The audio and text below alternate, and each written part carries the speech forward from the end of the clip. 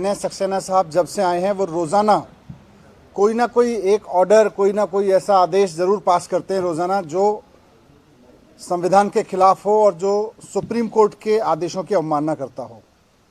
वो खुल के रोज़ाना कोई ना कोई आदेश पास करके बार बार ये कहना चाहते हैं कि मैं संविधान को भी नहीं मानता और सुप्रीम कोर्ट के ऑर्डर मेरे ऊपर लागू नहीं होते। एलजी साहब कह तो चुके ही हैं कि उनके ऊपर सुप्रीम कोर्ट के आदेश लागू नहीं होते, वो सुप्रीम कोर्ट के आदेशों को नहीं मानते, लेकिन रोज़ाना अपने आदेशों से भी वो यही साबित कर रहे हैं। आज फिर उन्होंने इसी सीरीज में एक और आदेश पारित किया जिसमें संविधान को भी वो नहीं मान रहे हैं और सुप्रीम कोर्ट के आदेश को भी वो उसका अपमान कर रहे हैं, सुप्रीम कोर्ट का कंटेम्प्ट कर रहे हैं। आज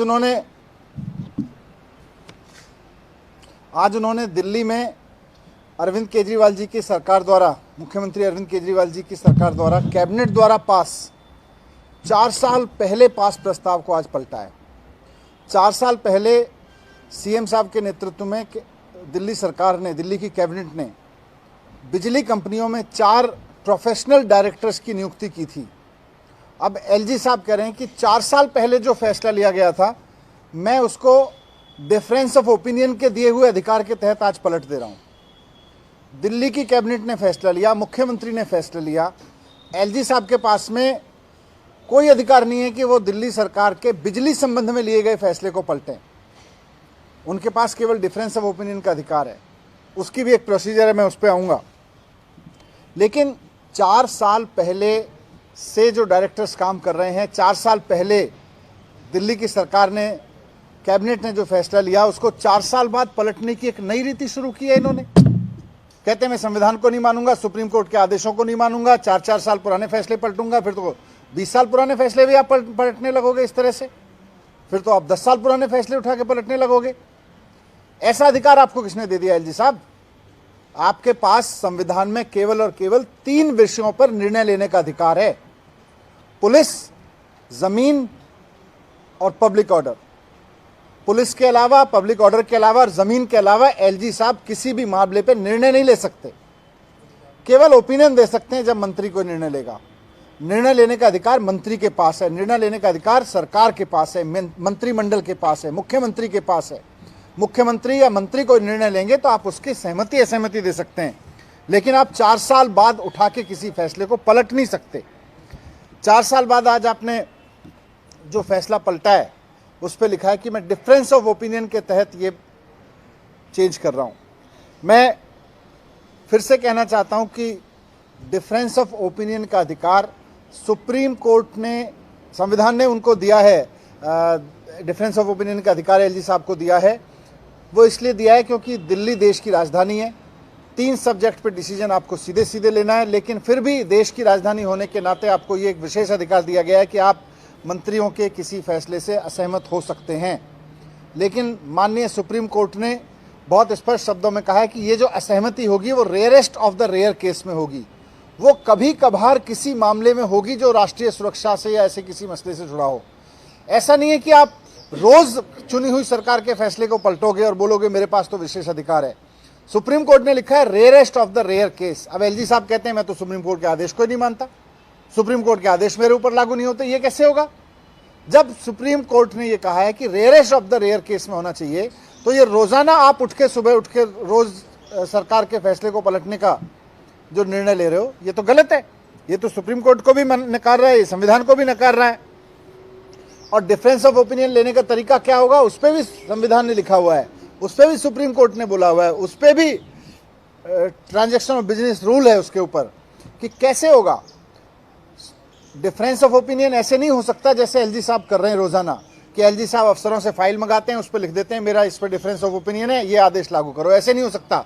ये डिफरेंस ऑफ ओपिनियन भी गैर कानूनी है। क्यों? क्योंकि कानून में लिखा हुआ है कि डिफरेंस ऑफ ओपिनियन तब करेंगे एलजी साहब जब मंत्री कोई निर्णय लेगा, मंत्री निर्णय लेके एलजी साहब के पास भेजेगा। एलजी साहब अगर कहेंगे कि साहब इस पे अलग है, तो एलजी साहब की ड्यूटी है, ये कानून में लिखा हुआ है। एलजी साहब की ड्यूटी है कि पहले मंत्री को बुलाएंगे, उससे चर्चा करेंगे। लिखा हुआ है कानून में कि पहले चर्चा करेंगे, और चर्चा में अगर मंत्री के और उनके बीच में सहमति नहीं बनती है तो वो मुख्यमंत्री को कहेंगे कि एक बार इस पर कैबिनेट में चर्चा करो। मंत्री नहीं मान रहे, कैबिनेट मान जाए, और कैबिनेट भी नहीं मानेगी तब एलजी साहब के पास ये पावर है कि वो कोई निर्णय लेंगे और सेंट्रल गवर्नमेंट को कहेंगे भाई इस पे डिफरेंस ऑफ ओपिनियन है। उससे पहले एलजी साहब के पास कोई पावर नहीं है।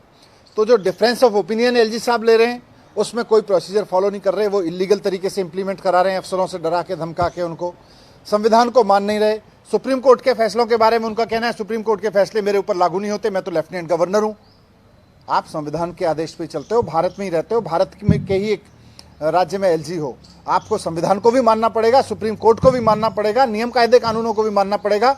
आप जिस पार्टी के होंगे, ऐसा नहीं है कि दूसरी पार्टी की सरकारों के बारे में आप बोलें उसकी पार्टी का कोई भी फैसला मैं कहीं से भी उठा के पलट सकता हूं। ये गैरकानूनी तरीके से एलजी साहब कर रहे हैं।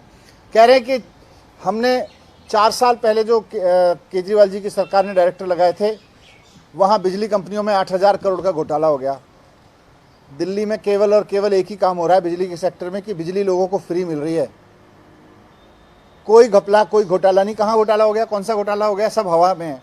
रोज़ कोई नया आरोप लगाते हैं, कभी मेरे ऊपर आरोप लगाते हैं, कभी किसी और के ऊपर आरोप लगा देते हैं, सीबीआई भेज देते हैं, ईडी भेज देते हैं। करा लो इसकी जांच, इस 8,000 करोड़ की भी करा लो। आपको ये पावर कहाँ से आ गई? आपके पास ये पावर है कि आपको लग रहा है घोटाला हुआ, जांच कराओ। आपके पास ये पावर कहाँ से आ गई कि आप केजरीवाल जी की सरकार के फैसले को 4 साल बाद पलट देंगे? ये आपके पास पावर नहीं है। असंवैधानिक कर रहे हैं, गैर कानूनी कर रहे हैं और बिना प्रोसीजर्स को फॉलो हुए कर रहे हैं। आप प्रोसीजर भी इलीगल अपना रहे हैं। मैं एलजी साहब को रिक्वेस्ट करना चाहता हूं कि संविधान का सम्मान करिए, सुप्रीम कोर्ट के सम्मान करिए। आप ये मत मान के चलिए कि सुप्रीम कोर्ट के फैसले आप पर लागू नहीं होते, और प्रोसीजर्स को फॉलो करिए। Thank you.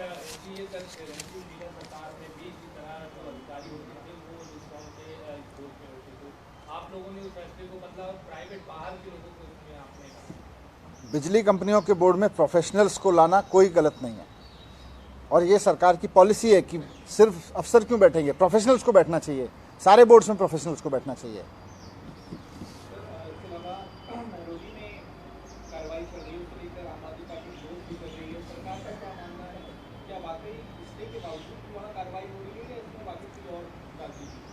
देखिए, जब उसमें कोर्ट के भी आदेश हैं, और मैं तो कल मीडिया पे देख रहा था कि किस तरह से जिन लोगों ने घरों की रजिस्ट्री तक करा रखी हैं उनके घर तोड़े जा रहे हैं, जो लोग हाउस टैक्स दे रहे हैं उनके घर तोड़े जा रहे हैं। तो ये भारतीय जनता पार्टी को करना तो कुछ आता नहीं है, तोड़ना ही आता है। संविधान तोड़ेंगे, सुप्रीम कोर्ट के आदेशों को तोड़ेंगे, लोगों के बने बनाए घरों को तोड़ेंगे। बीजेपी कुछ बनवा भी दे, करते हैं ये सब अपनी मनोहर कहानियों में, पता नहीं क्या क्या कर रहे हैं। Thank you.